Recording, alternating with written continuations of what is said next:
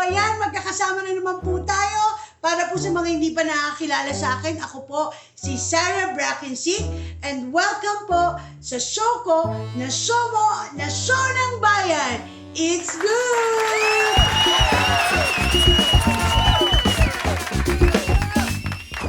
So ito po ay isang cooking show na kung saan makakasama namin ang mga katrabaho namin sa industriya.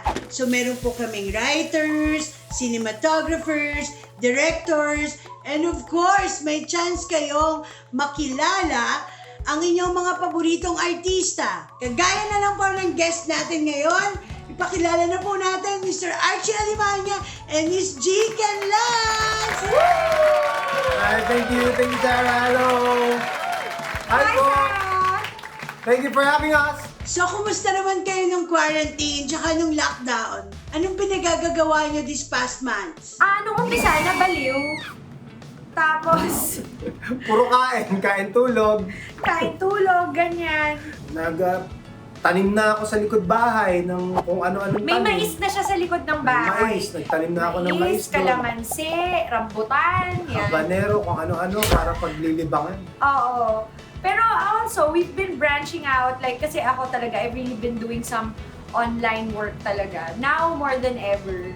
Siyempre, di ba? Like what we're doing now. Yung baby nyo, si baby Caleb, kumusta naman? Okay naman, nag 1-year-old na siya during quarantine. Ngayon, tumatakbo na. Ngayon, nagsasalita na, yung growing up stage na ng baby, at least Walang panghihinayang. na kikita ko everyday. So ano guys, game na? Game na! Ano bang iluluto nyo para sa mga viewers natin? Na nakakainis kasi kayo lang din naman yung makakatikim. Hindi! Pwede naman eh. Kaya nga namin ituturo sa kanila, sa mga viewers natin sa It's Good para matikman din nila kung ano yung Oo. natitikman na. Pwedeng Yeah. sumabay. At pwede namin ipag-grab. Basta sagot nyo lang yung ano. Sa food business. So ano, mag-online selling na rin kayo? Pwede! Oo.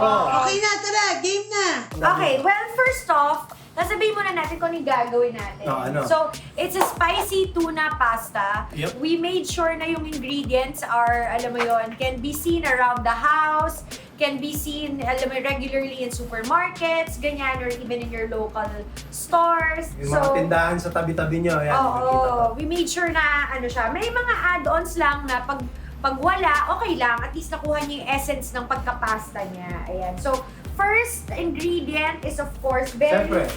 you would need the pasta. Siyempre. Ayan, pasta.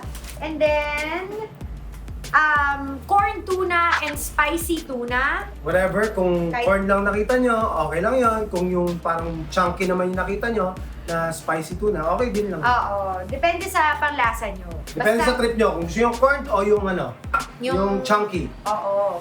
And then, simulan natin yung sauce. You need a lot of garlic. Ayan, garlic. So, Ayan. siguro isa't kalahati. Kalahati. And then, Chop. mince it, chop it. And may secret ako later on the taste of the pasta kung paano ko niluluto yung garlic. Ayan. And then, our onions, white onions kung pwede. Ilan? So ganyan din karami yung onions.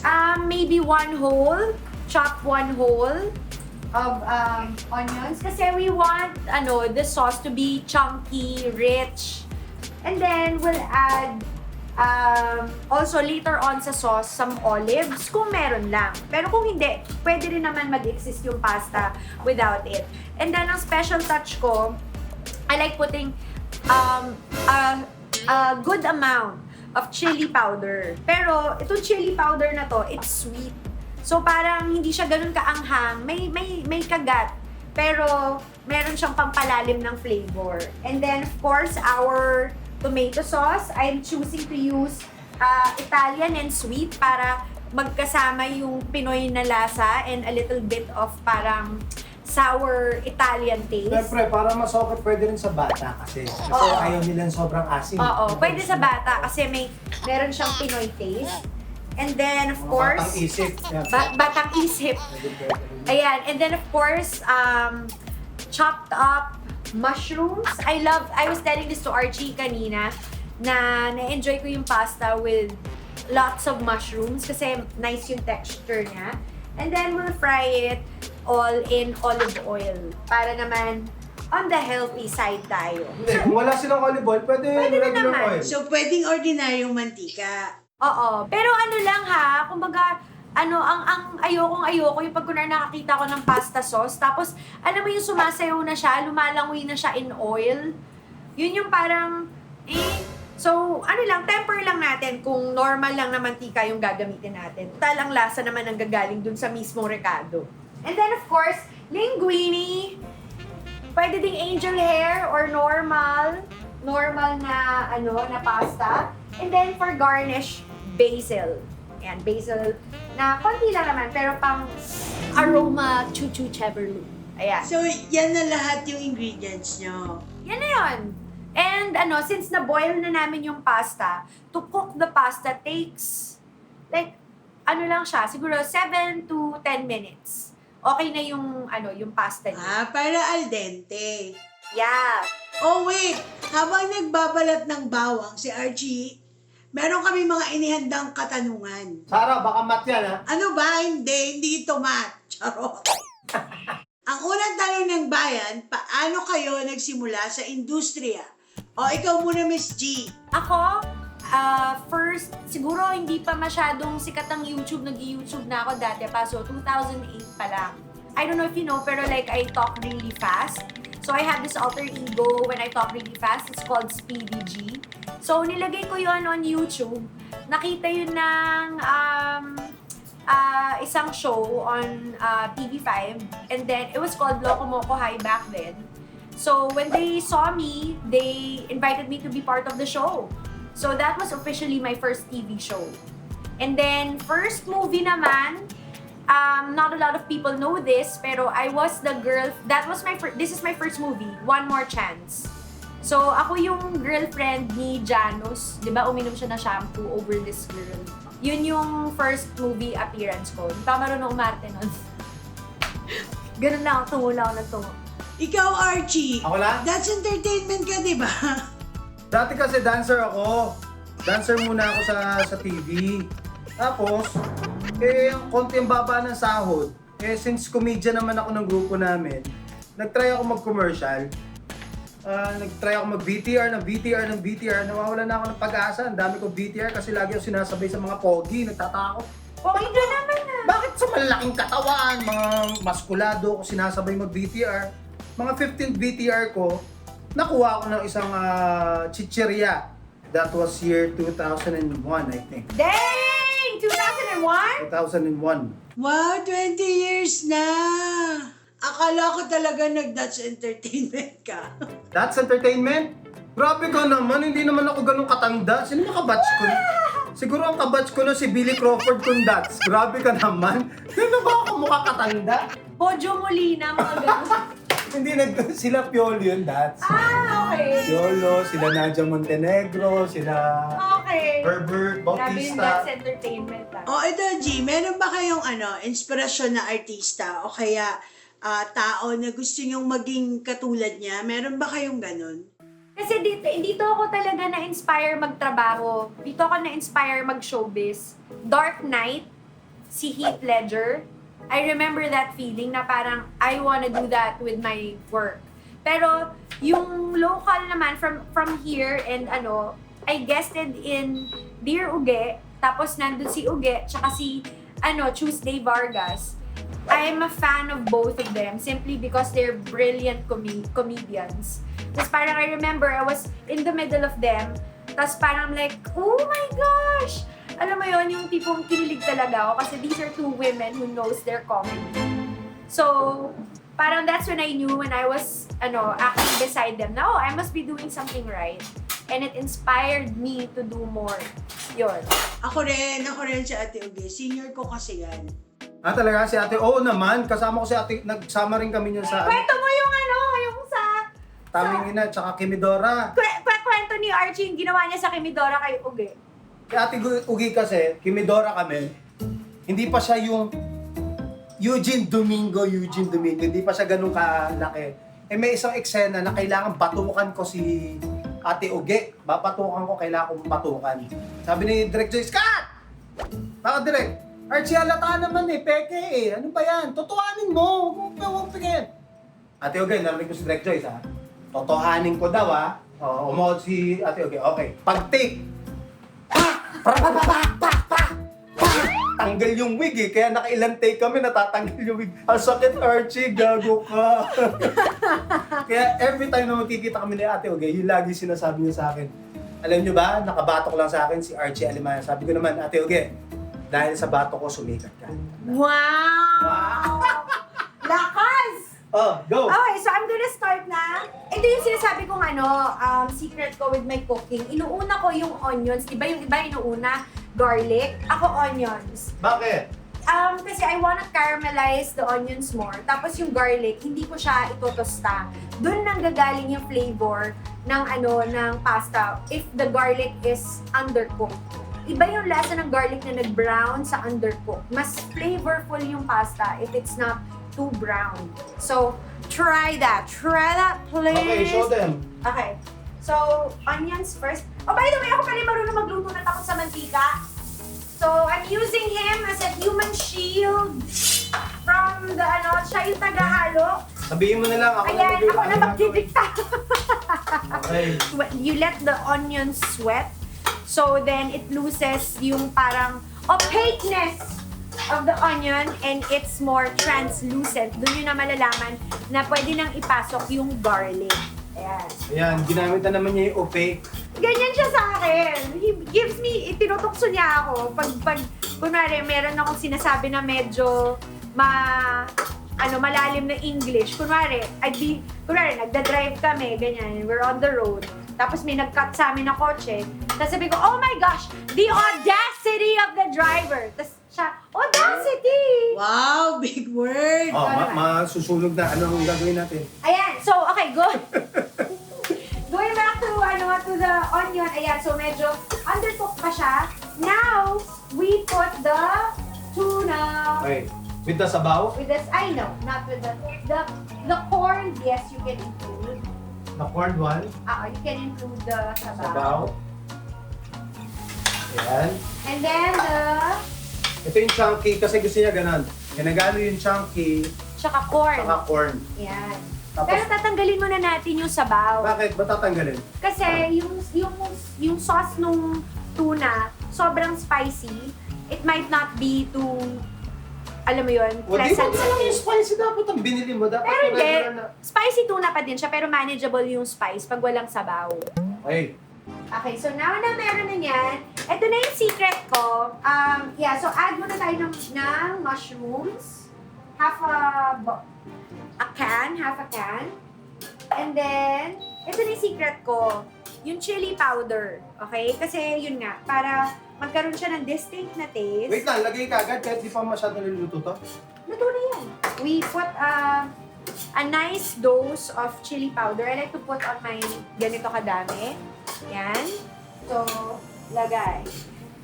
Sobrang bilis lang nito. Sobrang friendly gawin. Anong ginawa mo na? Okay, naglagay na ako ng sauce. Pinaghalo ko na half and half of Italian and sweet sauce. Ayan. Naglagay Okay. din ako ng konting salt. Pero kung gusto niyo naman, lagyan niyo na parang cheese. Diba? Pwede din. Yung cheese na sauce ng spaghetti. Para contrast nyo lang din yan. Uy, pero paano kayo natuto magluto? We're both chefs Hindi. from different schools. I hail from the school.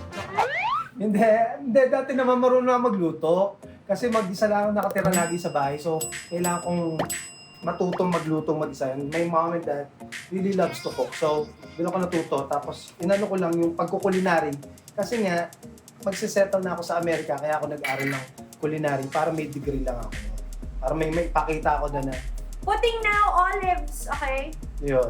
Oh, pero sino sa yung dalawa yung mas hands-on sa kitchen?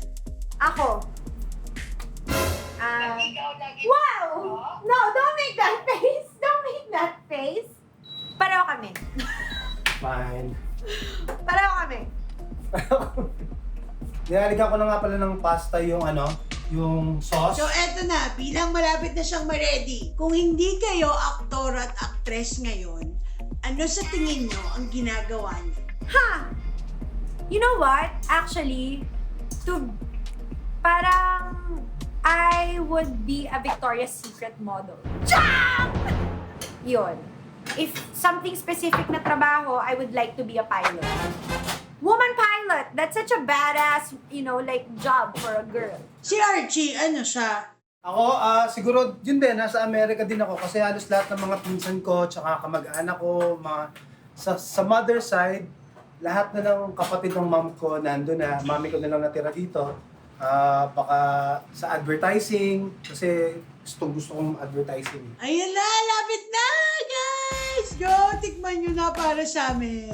Tapos describe nyo na lang yung lasa, tapos imagine nila lang namin. Here's the pasta. It's steaming hot. Yay! Ano ba yan? Oh, ang sarap-sarap. Okay, so ito. Wait lang. Let us, pakita natin sa kanila yung presentation. Hey, yan o. Okay, Didi, tikman mo na. Okay. Describe mo, tapos imagine na lang namin. Okay, imagine nyo na lang. Itong pasta, umuusok. Tapos paglanghap nyo, nakakaamoy na kayo ng chili, mga herbs, and fresh sauce. So, anong next project nyong gagawin?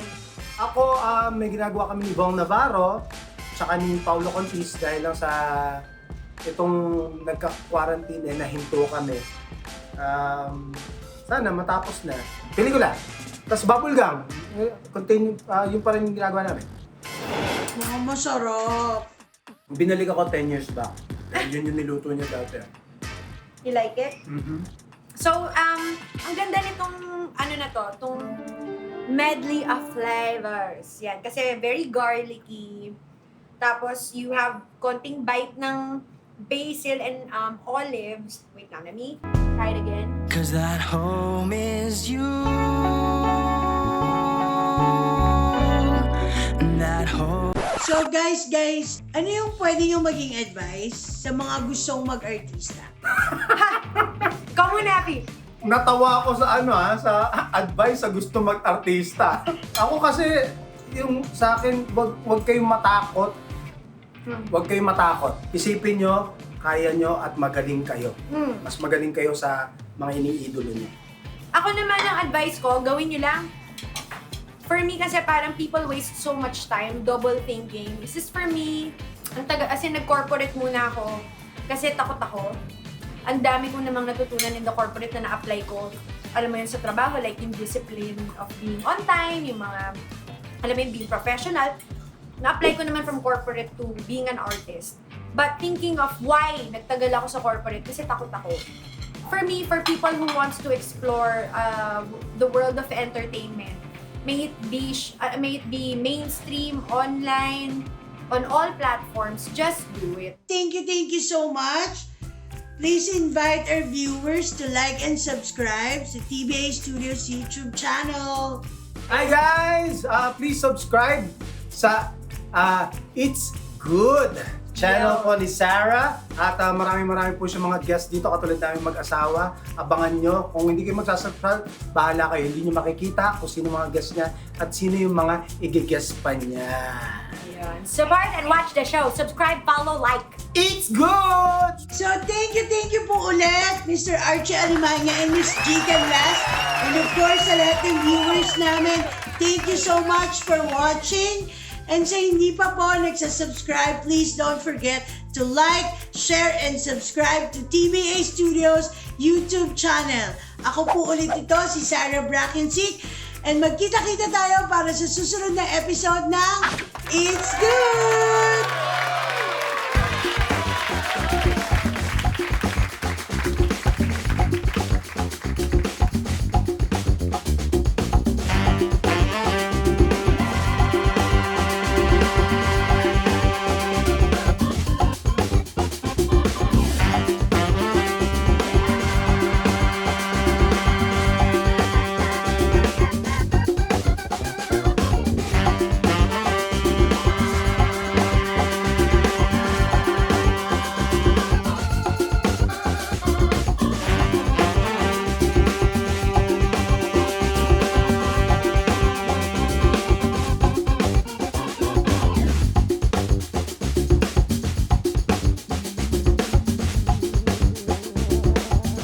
Once again, we're Archie and G, and thank you for watching.